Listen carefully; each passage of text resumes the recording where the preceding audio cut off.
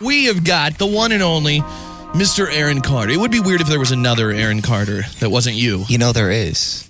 There can't. Yes, there is. It's a DJ guy, and he's getting big. Really? He's like a Kygo.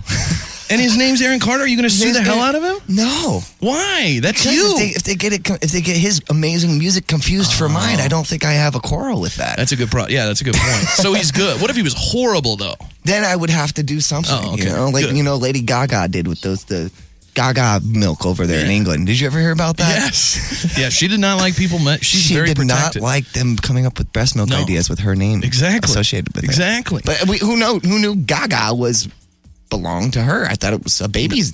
No, she stole it from babies. I thought babies created it. She stole it. A couple hundred years ago. What is new with you, my friend? It's been do you know, and this is going to be weird for you, do you know you've been on this show before? Check this out. We've been together? Oh my God, you got it. Hey, what's up, everyone? This is Aaron Carter, and you're listening to The Big J Show. Yeah, look, that was you on this show years ago. I don't even remember what you were promoting, but back then, do you remember? I don't think I have anything for you. A show, maybe something. Yeah, you're promoting something, but it's probably it. Yeah. So what's been new? I mean, since just music all the time. I mean, anything exciting? Yeah, anything crazy? Last year I really just started kicking it into high gear. When I turned 18 years old, I was already on like 4 or 5 albums, and I got some trust fund money, so I went to Guitar Center and I spent $500,000 in 1 hour, dude. That's not bad.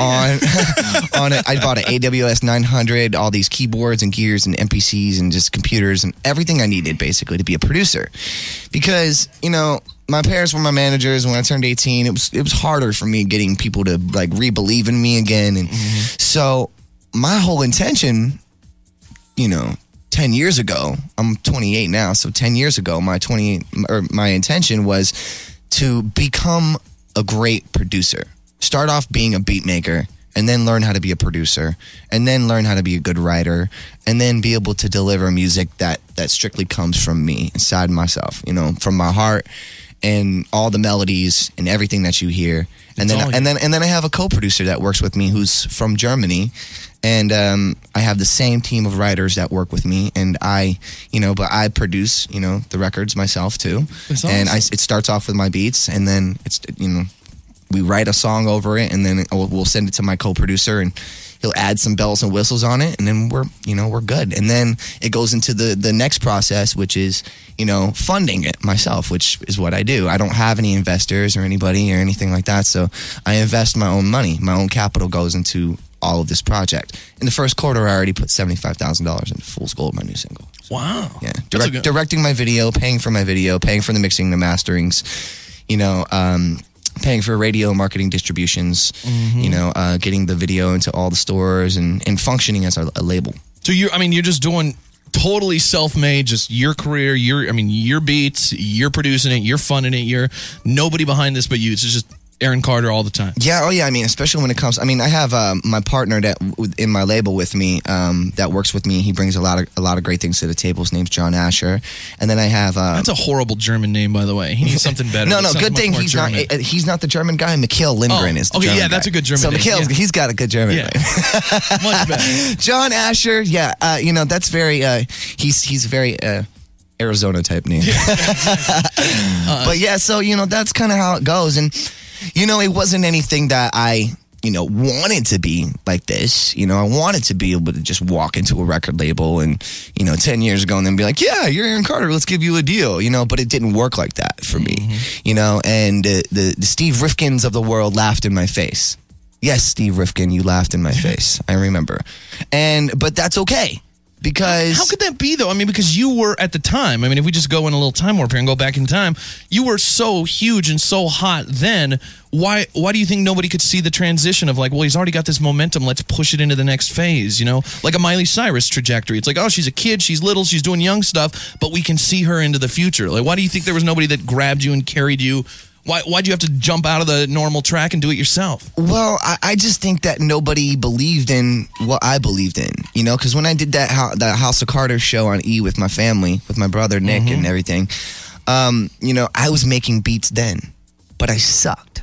And I was so proud. Every time I finished beats, I'd have like 10 or 15 on a CD, and I tried to play them like for my old manager Johnny Wright or Kenneth Creer or managers and my brother, and nobody would like them. You know, they just sucked. Cool, dude. You know, Go Aaron, yeah. Yeah. Oh my Have God. fun. Yeah. Keep it. You know, and even I love my brother. Okay, but one time I was watching House of Carters for the first time, and I saw Nick like making fun of the melody to one of my beats with his friend in a car on TV, and I was just like, bro, like, Come on, man. you just motivated me. Exactly, yeah. Now So thank you. You're going to get it more. Somebody said on our app here, somebody said, wow, Aaron sounds much more manly than I thought. Age will do that. Thanks. Somebody said, Aaron, you still hanging out with Shaq much?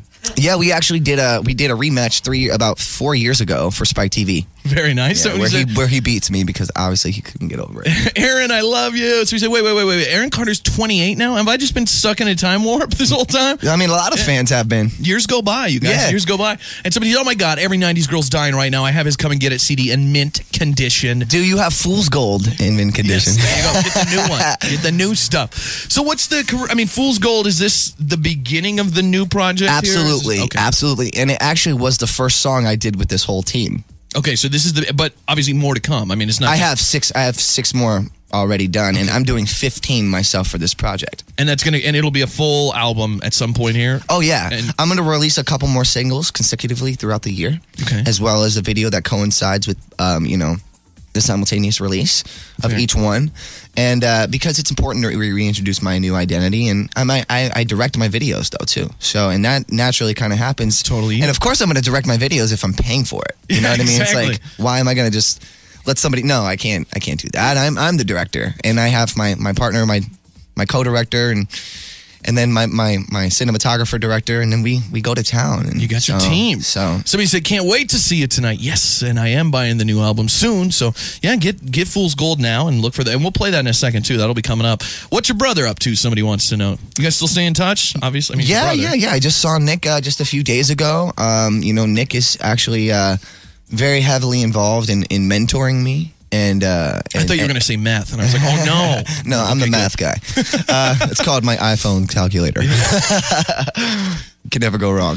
Yeah, no, Nick and I's relationship is really solid. You know, I'm 28 years old now, so it's not like, there is an 8-year difference, between us. But, that now that I'm the age that I am, him and I's relationship is in a place where we can have conversations and understand each other. Exactly. More friendly. And Yeah, whether it's business or personal stuff, we both can relate. And, I do my thing. I go out and I do my thing. I don't stop working. I'm here doing a show tonight. Exactly. In Montana, Is this your first time to Montana? No, I've been here before. For what? For shows.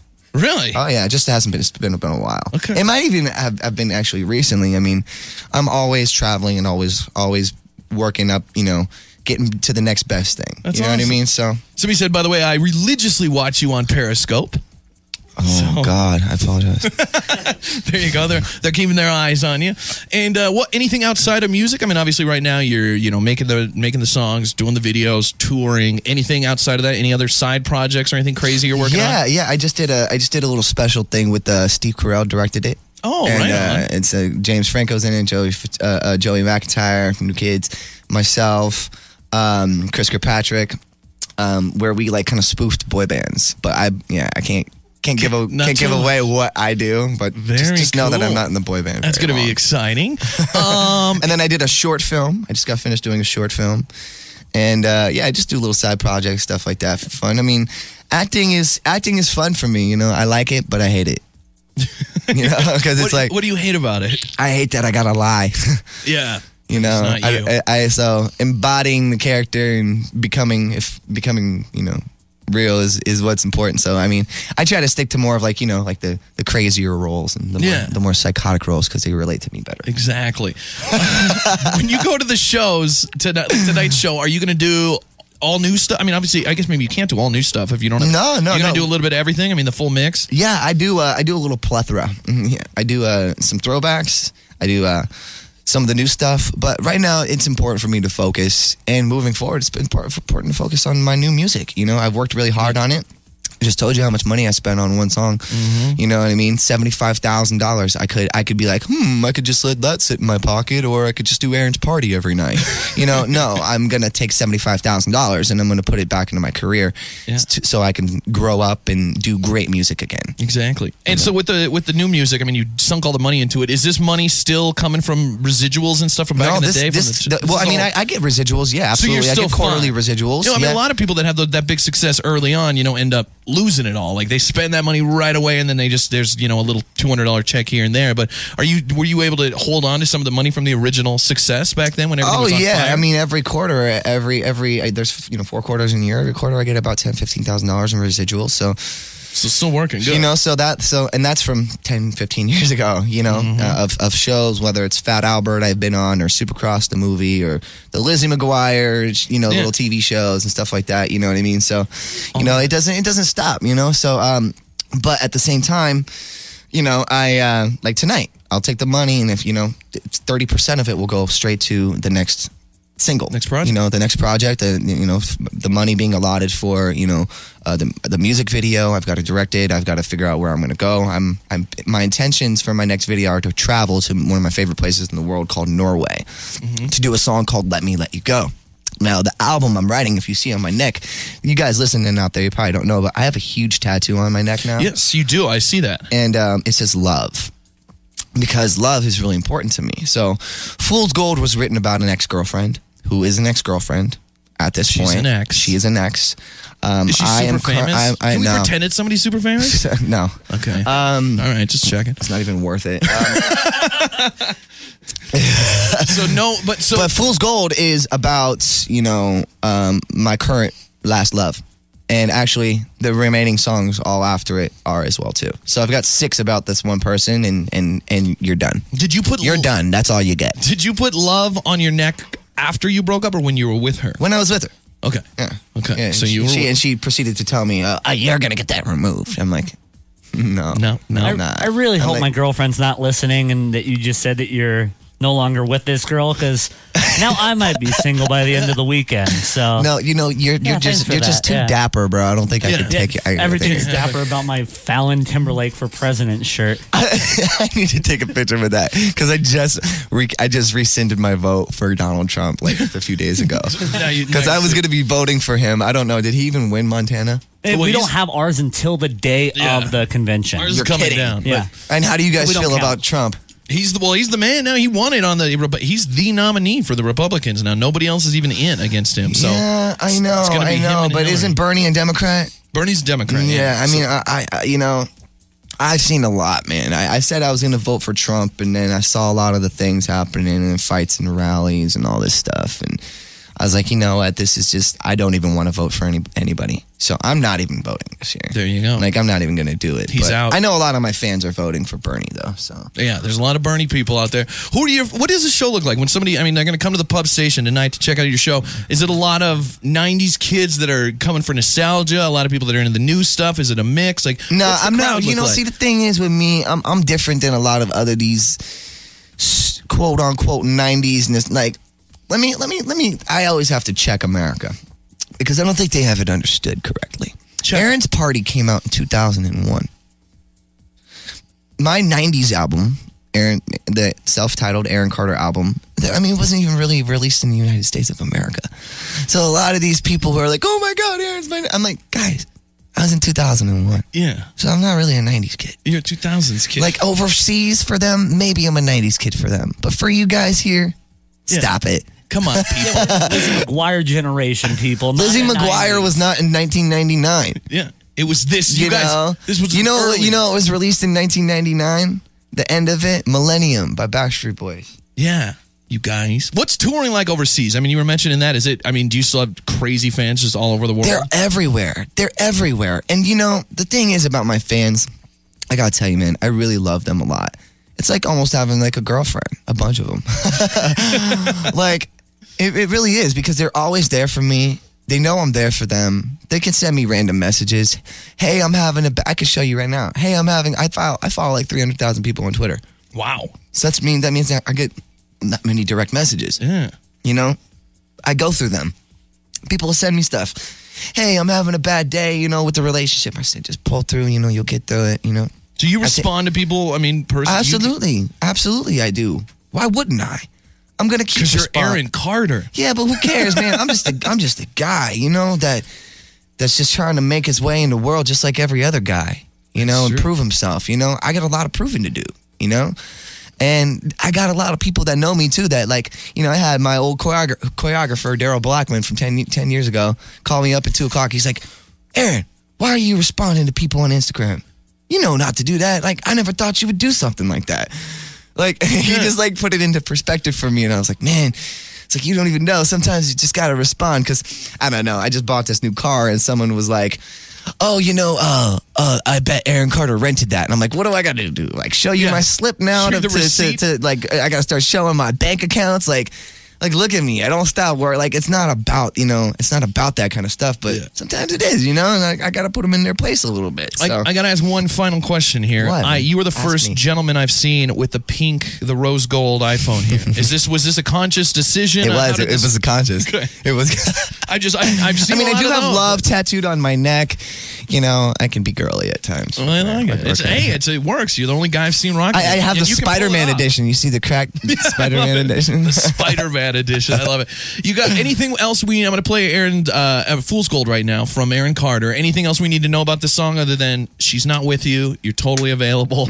I mean, I'm single, man. Come see him tonight. You know, the moral of the story is with this situation is when you don't feel like you're getting what you need to move on. There you go. That's it. Danielle said, marry me. Well, there you go. Come to the show. Again, bad advice saying that you're single. Watch, dude, I'm going to end up marrying a fan. I'm going to be like John Lennon. Do it. Like, Yoko Ono's going to show up, and I'm going to be like, there's Yoko. Yeah. Taylor, we're not going. Do it at the show tonight. You guys, Aaron Carter playing the pub station tonight. Tickets are still available.